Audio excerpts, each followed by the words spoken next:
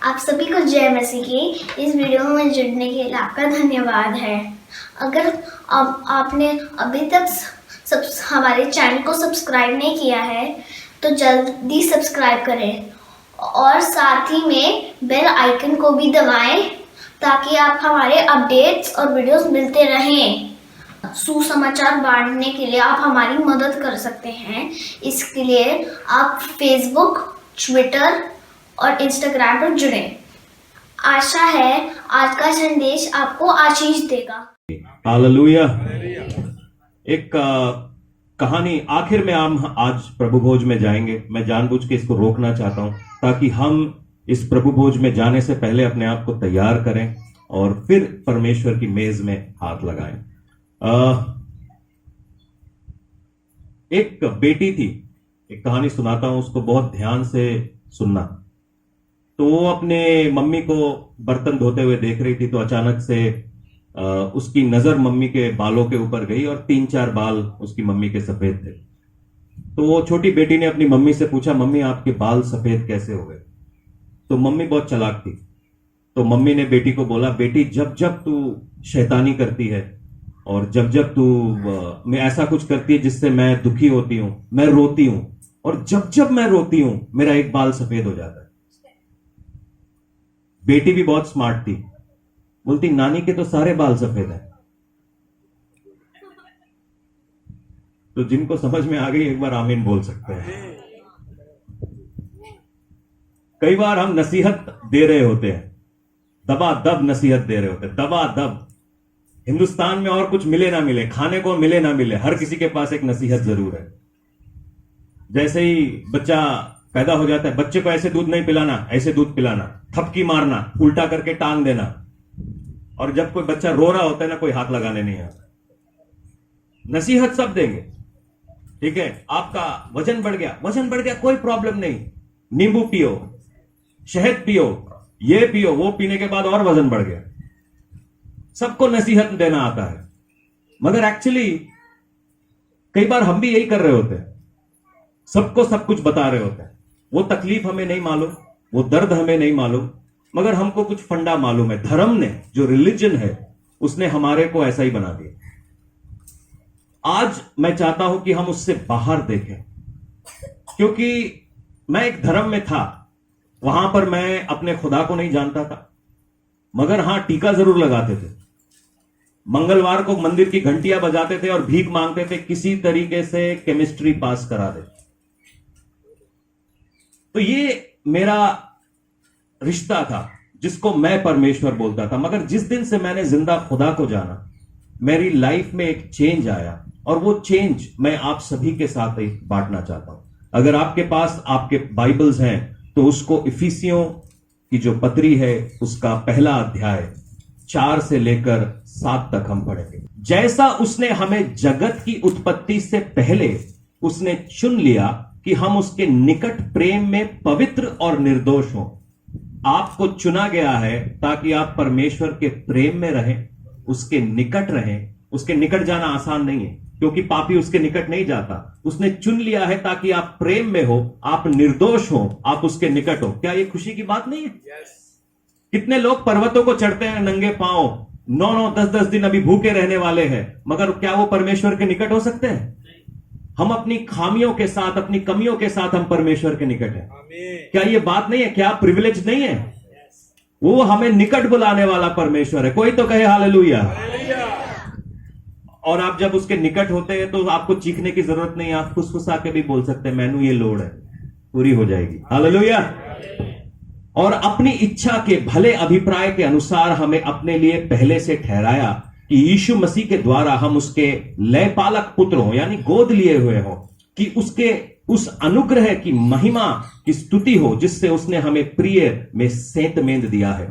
सेंतमेंद मतलब, अभी ये लयपालक का पुत्र क्या है, ये मैं आपको पिछले बार अगर आप मेरे साथ थे तो हमने बताया कि परमेश्वर हमारा पिता है और वो हमारे साथ रहने वाला है, वो हमको प्यार करता है, हमको अपने पास बुलाता है। मगर आज आप ये सवाल मेरा ये है, उसने कहा कि मैं तुम्हारा पिता हूं और वो हमारा पिता बन गया, मगर क्या हम उसके पुत्र बन पाए हैं? घर में रहना आपको उसका पुत्र नहीं बना देता।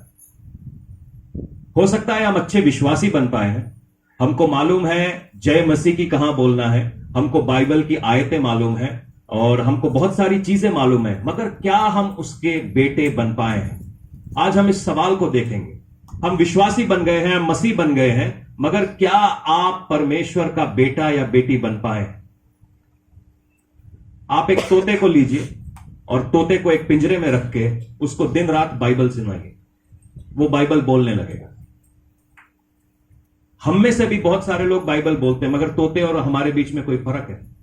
तोता बाइबल के ऊपर चल नहीं सकता, मगर हमारे को परमेश्वर ने वो दी है कि हम बाइबल को मान सकते हैं, उसके ऊपर एक्ट कर सकते हैं। मजेदार एक बात है, जो अंग्रेजी की किताब है, जो अंग्रेजी की बाइबल है, उसके अंदर लिखा है कि परमेश्वर ने हमें एडॉप्ट कर लिया है। एडॉप्ट समझते हैं? गोद ले लिया। आपको मालूम है गोद लेना आसान नहीं है। कुछ दिनों पहले कोई लोग मेरे पास आए और वो कहते हैं कि हम एक बच्चा गोद लेना चाहते हैं और वो बच्चा काफी परेशानी में से होकर गुजर रहा है, इसलिए हम गोद लेना चाहते हैं। मैंने कहा बहुत ही अच्छी बात है कि आप एक बच्चे को गोद लेना चाहते हैं। आप तो उसके माता पिता बन जाएंगे, आप उसको गोद ले लेंगे, मगर क्या वो बच्चा आपके घर में एडजस्ट कर पाएगा?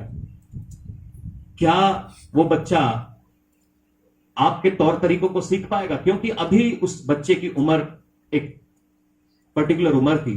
मैंने कहा अभी तक वो बच्चा अपने तौर तरीके सीख चुका है, क्योंकि जब आप एक नए बच्चे को लेते हैं, अपने मैथ्यू की तरह एक नया बच्चा है, उसको आप अपनी तरीके से सिखा सकते हैं, मगर जब कोई बच्चा बड़ा हो जाता है उसको गोद लेना उतना ही मुश्किल होता है, क्योंकि वो पहले से सीख कर आया है, उसकी सोच एक तरीके से बन चुकी है। अब हम उस सोच को तोड़ के एक नई सोच बनाने जा रहे हैं और वो काम डबल मेहनत वाला होता है। शायद आप अपने बच्चों के लिए रात भर जागे हैं, उनका डायपर चेंज किया है, उनको सुलाया है, वो मेहनत कुछ भी नहीं है। मगर जब आप एक बच्चे को अपना बनाना जाने वाले हैं, वो डबल मेहनत का काम। और परमेश्वर ने ये डबल मेहनत मेरे और आपके लिए किया है, ये डबल मेहनत हमारे लिए कर चुका है। जब बाइबल में एक आयत है, मैं ये आयत आपके लिए पढ़ना चाहता हूं, आप इस आयत को बहुत ध्यान से सुनिएगा। यूहन्ना 8:38 यूं कहता है कि मैं वही कहता हूं जो मैंने अपने पिता के यहां देखा है, और तुम वही करते रहते हो जो तुमने अपने पिता से सुना है। मतलब कि यहां दो अलग बापों की बात हो रही है। परमेश्वर हमको अपने घर में लाना चाहता है, अपना बेटा बनाना चाहता है, मगर जो हमारे तौर तरीके हैं वो हमने यहां से सीख लिए। जो आज का चर्च है, उस चर्च का प्रॉब्लम यह है कि हम बहुत ज्यादा पाप के ऊपर फोकस कर रहे हैं।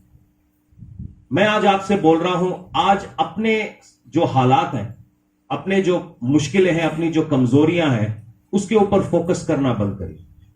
आज पाप नहीं, आप बाप की ओर देखने लगे। आज हम पाप की ओर नहीं देखेंगे, आज हम बाप की ओर देखेंगे। गलतियां होती हैं, ऐसा कोई भी यहां पर नहीं बैठा है, ना तो मेरे में ना तो आप में, जिसने कभी कोई गलती ना करी, मगर उससे बड़ा है एक माफ करने वाला, अपने घर में हमको लेने वाला पिता। हम अपनी मजबूरियों में, अपनी गलतियों में इसलिए जी रहे हैं क्योंकि हमें अपने पिता का नहीं पता है। जिस दिन हम अपने पिता को जान जाएंगे, उसका दिल कैसा है, हम उस घर में रहने लगेंगे, उस घर के लायक बन जाएंगे। कलीसिया के अंदर एक टीचिंग की बहुत जरूरत है, वो है बैलेंस। हर आदमी के दो पांव हैं। एक पांव से क्या आप कोई रेस जीत पाएंगे? एक पांव से यहां तक आप 2 किलोमीटर तक नहीं चल पाएंगे, थक जाएंगे। तो हमारा जो प्रॉब्लम है चर्च में, वो परफॉर्मेंस है कि मैंने क्या करना है छूटने के लिए। मगर मैं आज आपको बताता हूं, आपने सिर्फ उसका बेटा बनना है छूटने के लिए, उसकी बेटी बननी है छूटने के लिए, क्योंकि कर तो उसने 2020 साल पहले ही दिया है। कर तो उसने 2020 साल पहले ही दिया है। उस प्रेम को अपनी लाइफ के अंदर लेने का हमको तरीका सीखना है। यहां पर यीशु मसीह बोलते हैं दो बाप। यीशु मसीह कहता है, मैं वो करता हूं जो मैं अपने बाप को देखता हूं, तुम वो करते हो जो तुम अपने बाप को देखते हो। दो अलग घरानों की बात हो रही है। कई बार जब हम यीशु मसीह में नहीं थे, हम ऐसी ऐसी चीजों में पड़े हुए थे जिसका बयां अगर यहां पे हम करने लगे तो सब अपनी कानों में उंगलियां डाल देंगे। और वही एटीट्यूड लेकर हम शायद परमेश्वर के घर में आ गए। कोई प्रॉब्लम नहीं, लेकर आ गए तो कोई प्रॉब्लम नहीं, मगर आज हमने उस एटीट्यूड को जाने को बोलना, क्योंकि मैं परमेश्वर के साथ यीशु मसीह में उसकी बढ़िया बातों का वारिस हूं, लावारिस नहीं हूं। जितने लोग मैंने काउंसिल किए हैं, जितने लोग नशे में हैं, जितने लोग अपने घर में डोमेस्टिक वायलेंस करते हैं, जितने लोग अपने आप को सुसाइड करने की कोशिश कर रहे हैं, आत्महत्या करने की कोशिश, एक चीज मैंने सब में कॉमन पाई है, इनमें से कोई खुश नहीं है, इनमें से कोई भी खुश नहीं है। उसकी लड़ाई आपसे नहीं है, उसकी लड़ाई खुद से। वो खुद से नफरत करता है, वो खुद को प्यार नहीं कर पा रहा है, वो खुद को पहचान नहीं पा रहा है कि वो कौन है। और क्योंकि जब आदमी मुक्का चला रहा हो ना और आप उसके बगल में आ जाए तो मुक्का आपको भी लग सकता है। आप मेरे बगल में आइए, जो चीज मेरे ऊपर है वो आपके ऊपर आने लगेगी, जो खुशबू मेरे ऊपर है वो शायद आपके ऊपर आने लगेगी, जो पसीना शायद मेरे ऊपर है वो शायद आपके ऊपर आने लगेगा। जब हम ऐसे आदमी के पास चले जाते हैं जो शायद अपने आप से प्यार नहीं कर पा रहा, जो अपने आप को समझ नहीं पा रहा, जो प्यार को नहीं समझता, हम एक लड़ाई में पड़ जाते हैं। मैंने आज तक कोई आदमी ये नहीं देखा कि शराब पी के बोले मैं बहुत खुश हूं। मैंने आज तक एक आदमी नहीं देखा जिसने हाथों में सुइयां घुसेड़ ली हो और बोल रहे मेरे को बड़ा मजा आ रहा है। उस समय के लिए 2-3 मतलब वो जो समय होता है जब वो अपने आप को नशे में डुबा रहा होता है, वो बेसिकली अपने आप को खत्म कर रहा होता है, क्योंकि वो अपने आप से प्यार नहीं कर पा रहा। परमेश्वर हमसे प्यार करता है, वो हमसे प्यार करने वाला खुदा है, उसने हमारे को अडॉप्ट कर लिया है। मैं बाइबल में जब एक एडॉप्शन की बात सुनता हूं तो सबसे पहली बात मुझे याद आती है मूसा की। मूसा एक इब्रानी लड़का था, एक यहूदी था। पूरे मिस्र में एक कॉल चला हुआ था कि जितने यहूदी लड़के हैं, जो कोई भी खड़ा होकर दीवार गीली कर सकता है, अगर वो यहूदी है तो उसको मार दो। मूसा की मां उसको टोकरी में डालती है, छोड़ देती है, और फिरौन की बेटी इस यहूदी लड़के को राजमहल में लेती। सारी दुनिया को पता है यहूदी है, उसकी शक्ल में नहीं लिखा हुआ कि कोई वो मिस्री है, क्योंकि शक्ल में पता चल जाए पंजाब का कौन है, नेपाल का कौन है, बंगाल का कौन है, ये सब शक्ल में पता चल जाता है। वो सब कुछ जानते हुए मूसा को अपने घर में लेके आती है। नंबर 1 क्या होता है, मूसा के ऊपर जो मौत की तलवार लटक रही होती है वो हट जाती है। दूसरी चीज क्या होती है, वो महल में रहने लगता है। वो झुग्गियों में रहने के लिए बना था, वो गुलामी में पैदा होने के लिए बना था, मगर अचानक से जब उसका एडॉप्शन हुआ वो राजा बन गया। और तीसरी बात क्या होती है, जो लोग उसको मारने वाले थे वही उसको खिलाने पिलाने वाले लोग। एडॉप्शन यही है। दंड की आज्ञा थी मेरे ऊपर, मैं मरने वाला था। अगर आप मेरी जिंदगी की बात सोचे तो मैं कोई संत आदमी नहीं था, मैं भी कई मुसीबतों में फंसा हुआ था, मगर जिस दिन मेरे को समझ में आया कि ये मेरा बाप है, ये मुझसे प्यार करता है, मैंने वो बातें छोड़ दी। मैंने वो बातें छोड़ दी। ये इसलिए नहीं हुआ कि मैं बहुत महान था, ये इसलिए हुआ कि वो महान था। वो आशीष देने वाला परमेश्वर, वो बरकत देने वाला परमेश्वर। हालेलुया। बाइबल यूं बताती है कि perfect love cast out all fear. जो सिद्ध प्रेम है वो हर एक डर को निकाल देता है। हमने जो प्रेम को समझा है, हिंदी में एक ही शब्द है, प्यार। जो पति पत्नी का प्यार है वो अलग है, मां बेटे का जो प्यार है वो अलग है, भाई भाई का जो प्यार है वो अलग है, और मगर सारे जो शब्द है वो प्यार बन गया है। जो यूनानी शब्द है वहां पर 7 अलग अलग परिभाषाएं हैं प्रेम की। 7 अलग अलग बातों में समझाया गया है प्रेम क्या है। मगर हम क्या करते हैं, थोड़ा सा हमने सारे बातों को एक ही जगह पर रोक दिया। प्यार तो आप कुत्ते से भी करते हैं, प्यार आप अपने बेटे से भी करते हैं, प्यार आप अपने पति से भी करते हैं। तो कौन सा प्यार कौन सा वाला है? तो ये बात को थोड़ा समझना पड़ेगा कि परमेश्वर हमसे एक तरीके से प्रेम करता है। यहां पर जितने बाप मौजूद हैं वो कभी ये बोल सकते कि मेरे को अपने बच्चे पे गुस्सा नहीं आया। ऐसा कोई बाप है जिसको अपने बच्चे पे आज तक कभी कोई गुस्सा नहीं आया है? एक तो होगा। एक भी नहीं, सारे मेरे जैसे ही हैं। और फिर हम बोलते हैं कि चलो घर से बाहर चले जाओ, गेट आउट। क्या आप सही में बोलते हो गेट आउट? बोल भी दिया, मगर क्या आप मानते हो कि चला जाएगा? मेरा तेरा आज से रिश्ता खत्म। हिंदी पर घरों में जरूर ये जो हमारे भारतीय परिवार है वो 2 मिनट में रिश्ता तोड़ते हैं और फिर 2 मिनट में जोड़ते भी हैं। मेरा आज से तेरा रिश्ता खत्म, गेट आउट। फिर 2 मिनट के बाद खाना खाया कि नहीं जाना पता कर, कहां गया हुआ है।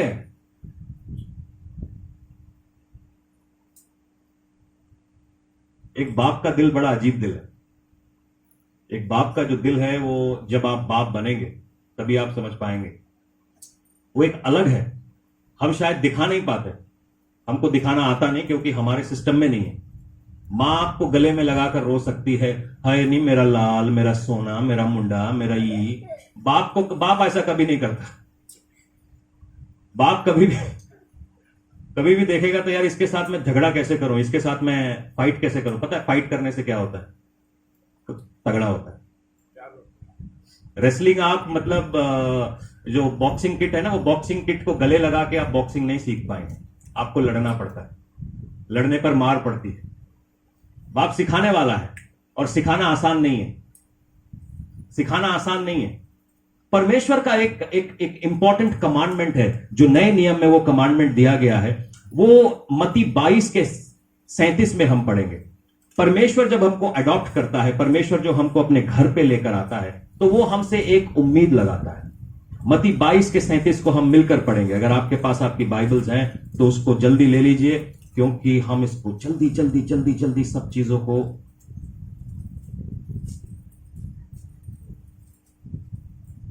सेटल करना चाहते हैं। हालेलुया। और मत्ती 22 का 37 यूं कहता है कि सबसे बड़ी आज्ञा, इसकी हेडिंग है, उसने उससे कहा, तू परमेश्वर अपने प्रभु से अपने सारे मन, अपने सारे प्राण, अपने सारी बुद्धि के साथ प्रेम रख। ये एक कमांडमेंट है, ये एक आज्ञा है। मैं सोचता हूं कि मेरी जिंदगी बहुत आसान होती अगर मैं ये आज्ञा दे सकता आप लोगों को कि मुझसे प्रेम करो। कोई प्रतिकार ही नहीं होता, कोई बलवा ही नहीं होता। कई शादियों को मैं बचा सकता अगर मैं बोल दे, उनको आज्ञा दे पाता प्रेम करो। कई घर टूटने से बच जाते अगर मैं उनको आज्ञा दे पाता प्रेम करो। ये आज्ञा है, ये एक आज्ञा है। आज्ञा का मतलब है ये करना ही पड़ेगा कि अपने परमेश्वर से अपने सारे मन, अपने सारे प्राण, अपनी सारी बुद्धि के साथ प्रेम करो।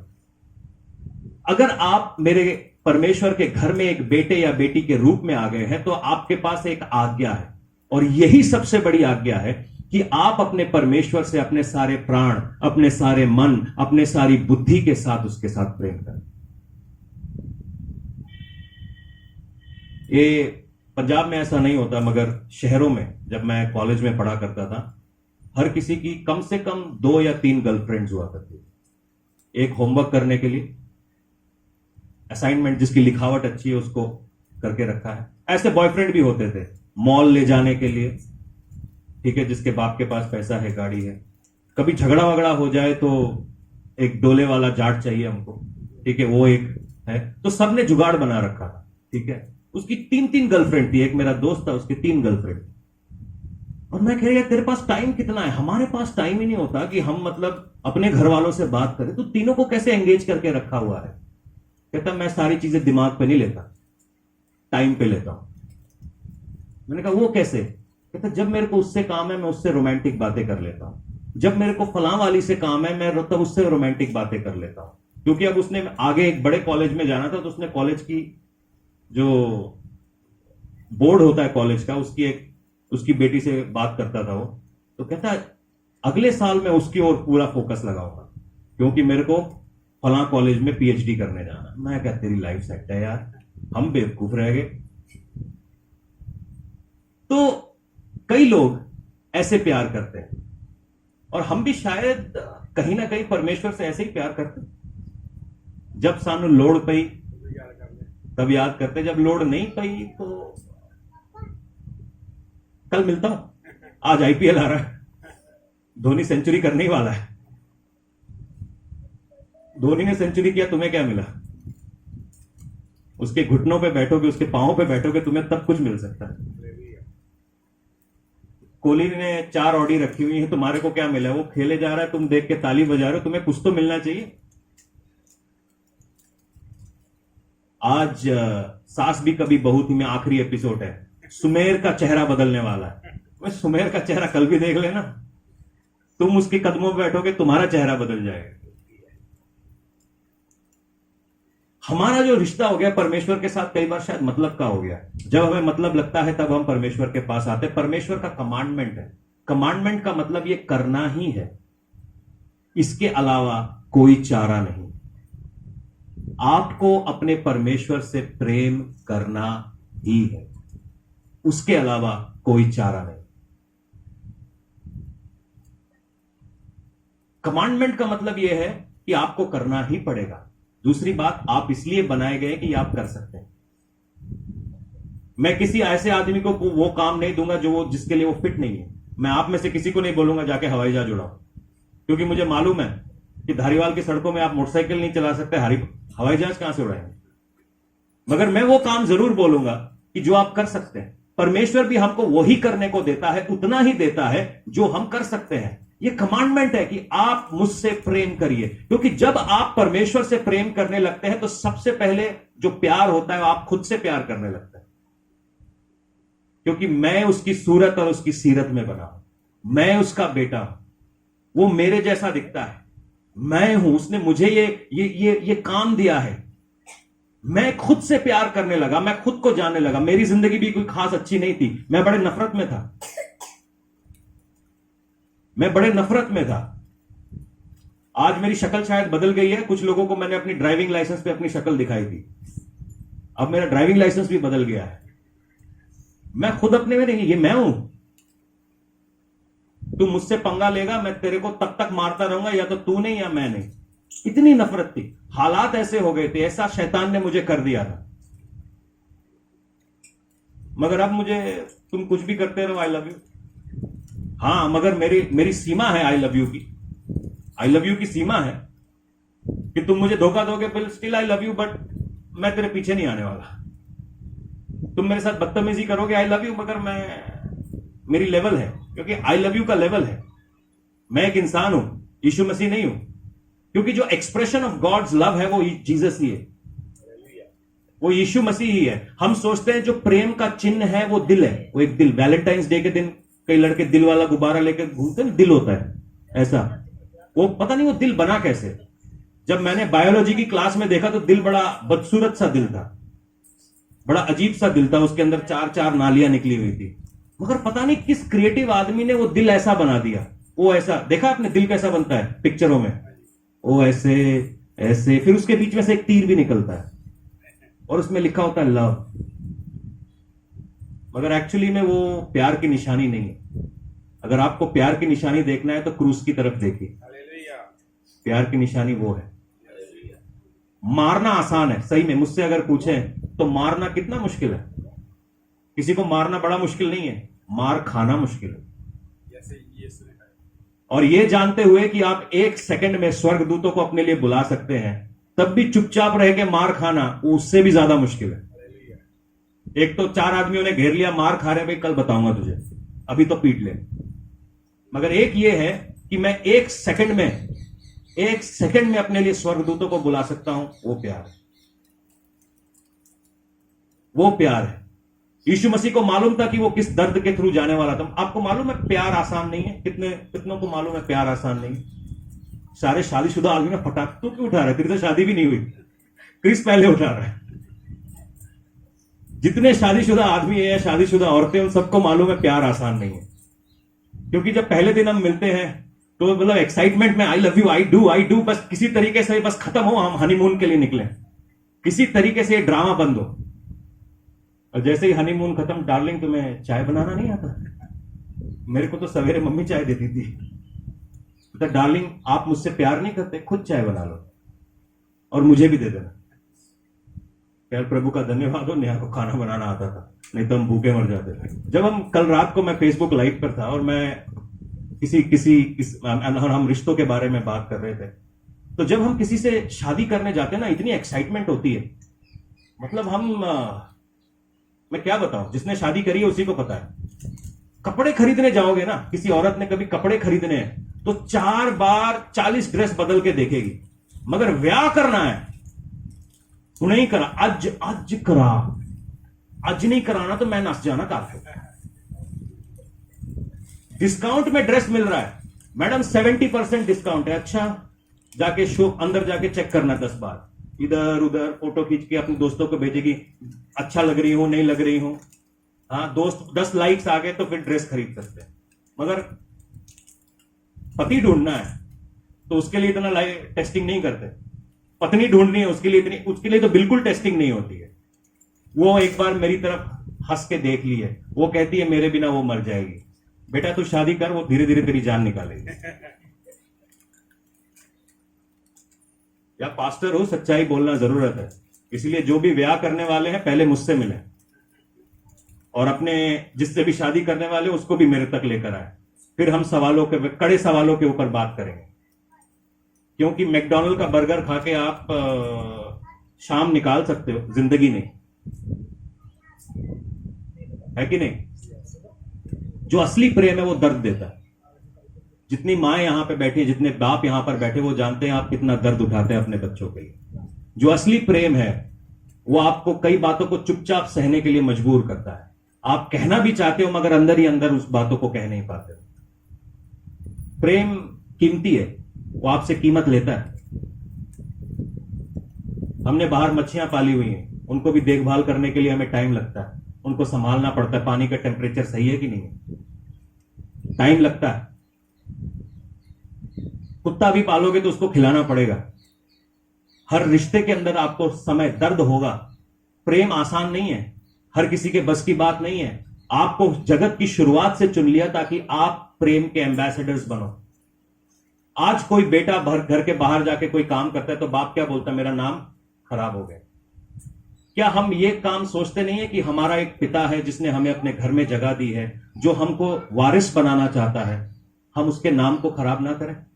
मेरा सबसे बड़ा जो लड़ाई है मसीहों के साथ यही रहा है कि जब हम धर्म को बिना प्रेम से बनाते हैं, वो धर्म कुछ और नहीं बन जाता, वो कोई दल बन जाता है। हम लोगों के साथ दोस्ती कैसे करते हैं? अच्छा, तो वो कौन सी पार्टी को वोट देता है, इस पार्टी को या उस पार्टी को? अच्छा, तू कैसे बपतिस्मा लिया है, छींटे वाला बपतिस्मा, डुबकी वाला बपतिस्मा, या तेरे पास्टर ने सर के बल तुझे पानी के अंदर डाला था? हम दोस्त ऐसे बना रहे हैं, मगर हम ये नहीं जानते कि ये एसोसिएशंस हैं, ये जस्ट मियर एसोसिएशंस हैं जो हमने अपने हिसाब से बनाया है, लाइकनेस के हिसाब से बनाया है। प्रेम ये नहीं कहता कि तुम मुझे पसंद करो। शायद आप में से बहुत लोगों को बहुत सारे लोग पसंद नहीं होंगे, मगर फिर भी ये प्रेम करना परमेश्वर का कमांडमेंट है। क्योंकि आप जब किसी से प्यार कर रहे हैं, आप ये जानते हैं कि उसके अंदर परमेश्वर है, उसको खुदा ने बनाया है, और मैं उस खुदा से प्यार करता हूं, तो मैं इस बंदे से नफरत कैसे कर सकता हूं, या इस बंदी के साथ मैं नफरत कैसे कर सकता हूं? वो प्यार है। वो शायद आपके साथ सही व्यवहार नहीं करते हो, वो शायद आपके साथ सही से बातचीत नहीं करते हो, वो शायद आपके साथ अलग वो करते हो, मगर आपका काम है प्रेम करना। यह आपकी कमांडमेंट है, प्रेम करना। अगर आप सही में परमेश्वर से छुटकारा चाहते, कितने लोग यहां पर हैं जो अपनी गलतियों से, मुसीबतों से, जादू टोनों से छूटना चाहते हैं? Only one thing, love God. परमेश्वर से प्रेम करें। आपका पाप ताकतवर नहीं, आपका बाप ताकतवर है। आपके ऊपर जो जादू टोना है वो ताकतवर नहीं, आपका बाप ताकतवर है। आपके घर में जो नशा चल रहा है वो ताकतवर नहीं है, आपका बाप ताकतवर है। प्लीज इसको अंडरस्टैंड करें। आपके अंदर कोई भी कमी हो सकती है। जिस दिन आपने परमेश्वर से प्रेम किया ना, आप देखेंगे कि वो सामर्थ्य जो उसके ऊपर है, जो उसके बेटे के ऊपर थी, वो आपके ऊपर काम करने लगती है। यू नो व्हाट, यीशु मसीह गत्समनी के बगीचे में 3 बार प्रार्थना करता है, अगर तुझे पसंद नहीं तो ये कटोरा मेरे सामने से हटा लो। कई बार जब आप लोगों से प्रेम करेंगे या या परमेश्वर से प्रेम करने जाएंगे, प्रेम जो होता है ना इतना आसान नहीं होता। प्रेम में बातों को मानना पड़ता है, वो भी खासकर अपने पिता की बातों को मानना पड़ता है। लूका रचित 11:28 यूं कहता है कि परंतु धन्य है जो परमेश्वर का वचन सुनता ही नहीं बल्कि मानता भी है। अगर आप ब्लेस होना चाहते हैं, अगर आप आशीषित होना चाहते हैं, लूका 11:28 पढ़िएगा, वहां पे यूं लिखा है कि धन्य है वो जो परमेश्वर का वचन सुनता ही नहीं मानता है। क्योंकि जब आप उससे प्रेम करेंगे, आप उसकी नजदीकी में आएंगे, वो आपसे बातें करने लगेगा। क्या हमको ऐसा बेटा पसंद है जो हमारी बात सुनता है एक कान से और निकाल देता है दूसरे कान से? आपको मालूम है बच्चे बड़ा बड़ा घर के अंदर खलारा मचाते हैं, ठीक है? तो जब भी मैं घर से सवेरे निकलता हूं, मैं अर्सला को बोल के निकलता हूं कि आपकी चीजें सही जगह पर होनी चाहिए, जो मेरी चीजें हैं, जो मेरे तार हैं, जो मेरा डिवाइस है, वो सही जगह पर होना चाहिए। अब अर्सला पूरे दिन क्या करती है? सबको फोन करती है चर्च में। आपको पता है मेरे डैडी कितने महान हैं, आपको पता है मेरे डैडी कितने ग्रेट हैं, मेरे डैडी आप कितना प्रेम करते हैं, मेरे डैडी बेस्ट डैडी है। मगर मैंने जो किया, मैंने जो कहा, वो उसने किया नहीं। सबको बता दिया आए मेरे डैडी बड़े प्यारे हैं, मेरे डैडी ये हैं, मेरे डैडी हैं। मगर डैडी ने एक आज्ञा दी थी कि भैया अपना कमरा सही करके रखना। पता है मसीहत फेल क्यों हो रही है? मसीहत इसी वजह से फेल हो रही है। हम डैडी को बताते तो हैं, माय माय मेरा पिता प्यार करता है, यीशु मसीह loves you, Jesus this, Jesus that, Jesus this thing. Just an example, metaphorically. I'm just an example. I know you do your stuff. You're the best daughter.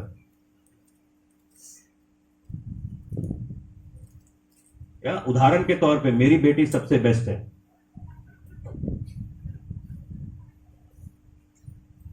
मसीहत के साथ मेरा ये प्रॉब्लम है कि हम पिता की बातें तो कर रहे हैं कि पिता ऐसा है, पिता ऐसा है, मगर जब हमारी जिंदगियां वो पिता को नहीं दिखा पाती, वहां पर हमारा इवेंजलिज्म फेल हो जाता है, वहां पे हमारा इवेंजलिज्म टूट जाता है, क्योंकि हम पिता को दर्शा नहीं पा रहे। यीशु मसीह ने परफेक्टली पिता को दिखाया। वो कोड़े खाता रहा, मार खाता रहा, लोग उसकी दाढ़ी नोचते रहे, फिर भी आखिर में कहता है खुदावन इन्हें माफ कर, ये नहीं जानते ये क्या कर रहा। आज उस प्रेम को सही में समझ पाना, वो जो जिस लकड़ी पे उसको चढ़ाया गया था ना, वो लकड़ी भी उसी ने बनाई थी। जिन हाथों ने उसको सलीब पर चढ़ाया, वो हाथ भी उसी ने बनाए थे। जिस कोड़े से वो मार खाया, वो कोड़ा भी उसी ने बनाया था। उसके लिए चमड़ा भी उसी ने दिया था। वो कीले भी उसी ने दी थी। सब कुछ देने के बावजूद भी उसको सलीब पर चढ़ा दिया जाता।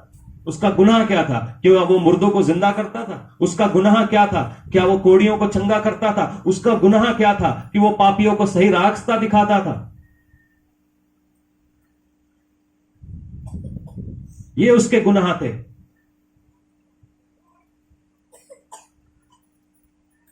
मगर वो आखिरी दम तक फेथफुल रहा, लविंग रहा।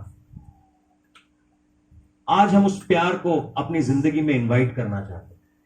मैं इसलिए प्रभु भोज आपको पहले नहीं दिया, क्योंकि मैं चाह रहा था कि आप इस वचन को सुने कि ये कोई आम मेज नहीं है, ये कोई आम चीज नहीं है, ये परमेश्वर की मेज है। ये परमेश्वर का प्यार का एक्सप्रेशन है। अगर हम उससे प्यार करते हैं तो क्यों आज तक हमने बपतिस्मे नहीं लिए? अगर हम उससे प्यार करते हैं, क्यों आज अपने घरवाली को या घरवाले को बोला नहीं आई एम सॉरी, मुझे माफ कर देना? अगर हम उससे प्यार करते हैं तो क्यों जाके किसी को गले नहीं लगाया और बोला कि परमेश्वर प्रेम करता है? चर्च में आकर हालेलुया बोलना आसान है, प्रेम करना मुश्किल है। प्रेम करना निहायती मुश्किल काम है।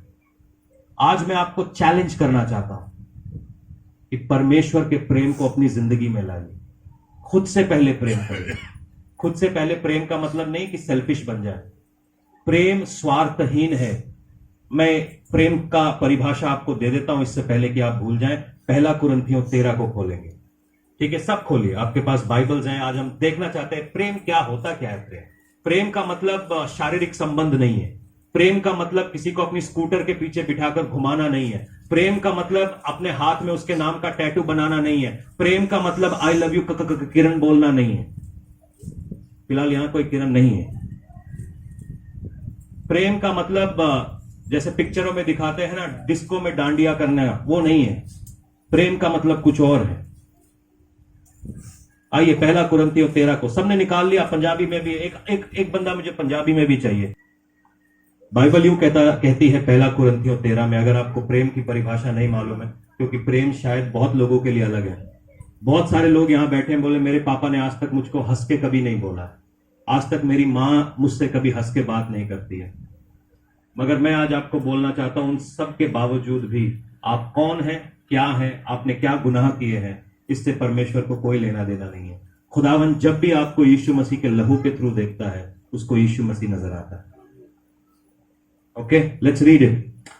यदि मैं मनुष्य और स्वर्गदूतों की बोलियां बोलूं और प्रेम ना रखूं, तो मैं ठनठनाता हुआ पीतल और झंझनाती हुई झांझ हूं। और यदि मैं भविष्यवाणी कर सकूं और सब भेदों, सब प्रकार के ज्ञान को समझूं, और मुझे यहां तक पूरा विश्वास हो कि मैं पहाड़ों को हटा दूं, परंतु प्रेम ना रखूं, तो मैं कुछ भी नहीं।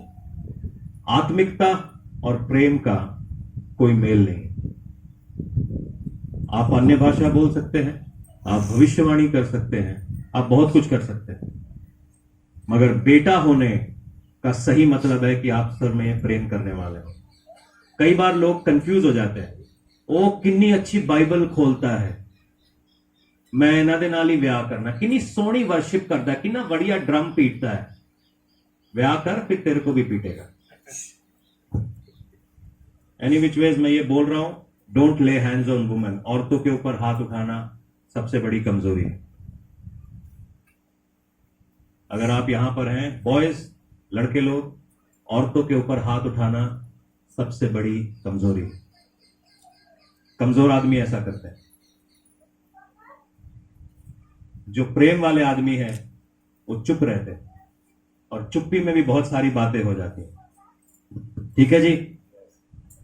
यदि मैं अपनी संपूर्ण संपत्ति कंगालों को खिला दूं और देह जलाने के लिए भी दे दूं और प्रेम ना रखूं, मुझे कुछ लाभ नहीं। आगे यूं कहता है कि प्रेम धीरजवंत है, प्रेम डाह नहीं करता, प्रेम अपनी बड़ाई नहीं चाहता, प्रेम अनरीति नहीं चाहता, प्रेम अपनी भलाई नहीं चाहता, वो भलाई नहीं चाहता, झुंझलाता नहीं, कुकर्म से आनंदित नहीं होता, परंतु सत्य से आनंदित होता है। वो सब बातें सह लेता है। झेल लेते हैं आप? पतियों से पूछ रहा हूं, आप अपनी पत्नियों का सब कुछ झेल लेते हैं?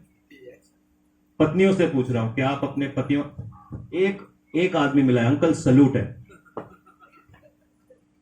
बुजुर्गी इसको कहते हैं, अंकल के साथ टाइम स्पेंड करना चाहिए।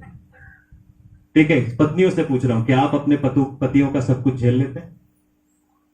तो फिर क्या हम प्रेम है? क्या हम सही में प्रेम कर रहे हैं? 30 साल से साथ में रह रहे हैं, मगर एक दूसरे का कुछ झेल नहीं पा रहे, तो फिर थोड़ा सा पीछे जाकर सोचने की बात है। ठीक है जी, आगे आगे आगे पढ़िए। धीरज धरता है। धीरज यहां पे सब महिलाओं के लिए सवाल है। अभी गल करो, उन्हें ही मैनू स्यापा मुकाना, अभी। प्रेम कभी ऐसा नहीं कहता, अभी बात करो, अभी। जब कभी भी ये अभी वाला आता है ना, तो मैं खतरे की घंटियां बजने लगती हैं, टिंग टिंग। फिर मैं बोलता हूं चलो बाहर खाना खाने चलते हैं। उसके बाद प्रेम कभी टलता नहीं। भविष्यवाणियां हो तो समाप्त हो जाएंगी, भाषाएं हैं तो जाती रहेंगी, ज्ञान हो तो मिट जाएगा, क्योंकि हमारा ज्ञान अधूरा है और हमारी भविष्यवाणी अधूरी है। परंतु जब सर्वसिद्ध आएगा तो अधूरा मिट जाएगा। जब मैं बालक था तो बालकों के समान हो। बस यही छोड़ दीजिए इसको। जो प्रेम है वो कभी टलता नहीं। एक चीज हमारे लिए कांस्टेंट है, वो है परमेश्वर प्रभु यीशु मसीह का प्रेम। आज हमने इस बात को अपनी लाइफ में एक्सपीरियंस करना है। मैं यहां पर कोई आपको इमोशनल बनाने नहीं आया हूं, मैं कोई आपका एंटरटेनमेंट करने नहीं आया हूं। मैं आज आपको एक बात बताने आया हूं कि आपका पिता आपसे प्यार करता है। हमारा पिता हमसे प्यार करता है। हम बहुत बेशकीमती हैं, बहुमूल्य हैं। हमारी कीमत उसने अपने लहू से चुकाई है। वो कोई मेमने का लहू नहीं है, किसी बकरे का लहू नहीं है, वो अपने लहू से हमारी कीमत चुकाई है, हमारा फिदिया दिया है। वो खुद हमारे लिए पाप बन गया ताकि हम पुण्य में जी सकें, आजादी में जी सकें। आज जब भी कभी कोई शैतान आपके मन में गलत विचार डालता है ना, एक बार पीछे मुड़ के अपने बाप को देख लेना, कम से कम 10 बार। शायद आप कोई गलत आदत लगी हुई है या कोई गलत पाप लगा हुआ है या कोई गलत सोच आ रही है, मगर 10 बार एक बार ये सोच लेना कि यीशु मसीह तूने मेरे लिए कितना प्रेम किया, वो सलीब पर तो तूने जो मेरे लिए जान दिया। 10 बार अपने आप को ये बोल लेना, वो चीज आपको छोड़ देगी। कभी सिगरेट पीने का मन कर रहा है, कभी किसी को गाली देने का मन कर रहा है, एक बार बस ये सोच लेना कि यीशु मसीह तू मुझसे कितना प्रेम करता है।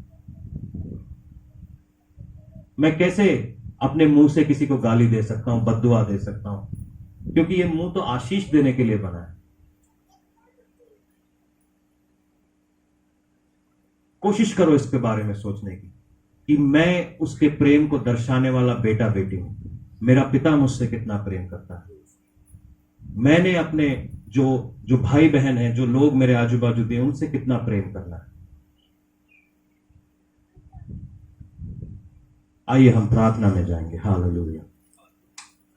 दिखा रामा से तेरे जो प्यार परमेश्वर ने आज, जो परिभाषा उसने हमारे को दी है, सदियों से हम गलतियों में पड़े हुए हैं, सदियों से हम गलत काम कर रहे हैं, मगर वो स्टिल धीरजवंत है हमारे ऊपर। वो कभी झुंझलाता नहीं है, वो कभी अपना स्वार्थ नहीं देखता। आज हमने वो दूसरों को दिखाना है। हमको वो आज हम जब कभी भी हम पवित्र आत्मा की बात करते हैं, एक पवित्र आत्मा के फलों में से एक है कि लव, पीस, जॉय। हम बात कर रहे होते कि आप हमें अन्य भाषा बोलने को दीजिए। आज मैं आपको चैलेंज करता हूं, आज मैं आपको चुनौती देता हूं कि आज आप परमेश्वर को बोलिए कि खुदावन आज मुझे प्रेम दीजिए। शायद आप में से कुछ लोग ऐसे लोगों के साथ शादी में हैं, शायद आप में से कुछ लोग ऐसे लोगों के साथ पड़ोसी हैं, ऐसे लोगों के साथ काम करते हैं, ऐसे लोगों के साथ मिनिस्ट्री करते हैं, ऐसे लोगों के साथ संगति करते हैं कि आपका प्रेम का जो प्याला है वो खत्म हो चुका है। मगर आज परमेश्वर से प्रेम मांगिए कि खुदावन आई नीड दैट लव। परमेश्वर वो प्रेम मेरे अंदर आने दीजिए। प्रेम सबसे पहले आपको स्वतंत्र करेगा, आपको आजाद करेगा। You will love yourself. आप अपने आप को नुकसान नहीं पहुंचाएंगे। प्रेम आपको स्वतंत्र करता है, वो बांधता नहीं है, वो रोकता नहीं है, वो आपको आजाद करता है। अगर आप सही में किसी के और प्रेम करते हैं, आप गलत काम करने से रुकेंगे, आप उसके दिल को चोट नहीं पहुंचाएंगे, चाहे कितना भी उसमें मजा है, कितना भी उसमें फायदा है। आप लव करिए, अपने पिता से प्रेम करिए, क्योंकि वो प्रेम ही है जो एक एक्सप्रेशन है पूरी बाइबल के अंदर, उत्पत्ति से लेकर प्रकाशित वाक्य तक, जो अपने पिता की को दिखाता है। वो लव है, वो प्रेम कुछ नहीं है। पिता को एक ही शब्द बयान कर सकता है, वो love. One word that can define God is love. Love, प्रेम। कि खुदावन आप अपनी रूह से मुझे मामूर करिए, इस प्रेम से मुझे भरिए। आप में से कुछ लोग बोलेंगे कि मैं अपने पति से कैसे प्रेम करती हूं, आप उसे जानते नहीं है। मैं अपने पत्नी से कैसे प्रेम कर सकता हूं, आप उसे जानते नहीं है। मेरे पड़ोसी को आप नहीं जानते, मेरे सास ससुर को आप नहीं जानते। मैं उनको तो नहीं जानता, मगर मैं परमेश्वर को जरूर जानता हूं। मैं परमेश्वर को जरूर जानता हूं। हालेलुया, धन्यवाद। अपने आप को परमेश्वर के हाथ में सरेंडर कीजिए। Just take this time and surrender yourself to God. परमेश्वर को सरेंडर करें कि लॉर्ड मुझे प्रेम का आसरा बना। होली स्पिरिट, लॉर्ड मुझे प्रेम बना पिता, मुझे बना पिता, मुझे बना पिता, मुझे बना लॉर्ड, मुझे बनाइए पिता, अपने प्रेम से भरिए पिता, मुझे प्रेम से भरिए पिता, मुझे प्रेम से भरिए खुदावन। खुरामा से के रेते, वो बीमारियां हट रही हैं यीशु के नाम से, क्योंकि आप प्रेम से भर रहे हैं। वो बीमारियां हट रही हैं प्रभु यीशु के नाम से, क्योंकि आप प्रेम से भर रहे हैं। दीरामा से खेरो दो सोतो, रीबाना से खेरो मोसोतो। Hallelujah. Holy Spirit of God, Father, we praise you, we praise you, we praise you. Lord, fill us with your love. Hallelujah, hallelujah.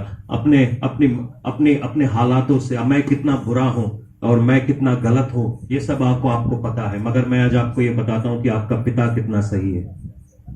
आपके अंदर क्या खामी है ये आप जानते हैं, मगर मैं आज आपको ये बताता हूं कि आपके पिता की खूबी क्या है। वो आपसे प्यार करता है। चाहे आप किसी भी कीचड़ में है, किसी भी दलदल में है, वो आपसे प्यार करता है। वो आपके गुनाहों को नहीं देखता, वो आपके गुण देखता है कि तेरे अंदर वो गॉड फैक्टर है कि नहीं है।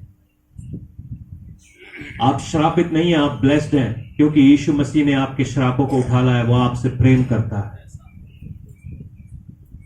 आपके ऊपर कोई जादू टोना, कोई श्राप फलता नहीं है, क्योंकि वो आपसे प्रेम करता है। He loves you, he loves you, he loves you, he loves you like anything. वो आपसे प्रेम करता है। साखारा बशकिंतो कुरुसे। आज कोई शायद भविष्यवाणी ना करूं, बस मैं इतना कह दूं कि वो आपसे प्रेम करता है। अगर आपने ये बात पकड़ ली, आपका और आपका घराना बचाया जाएगा।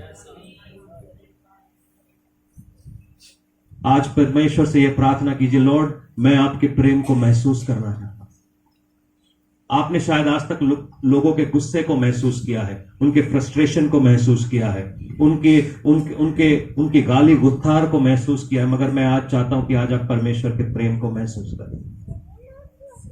आज पवित्र आत्मा फ्लो करे इस तरीके से यहां पर कि आपका रूह, आपका जो दिल है, उसके प्रेम से भर जाए।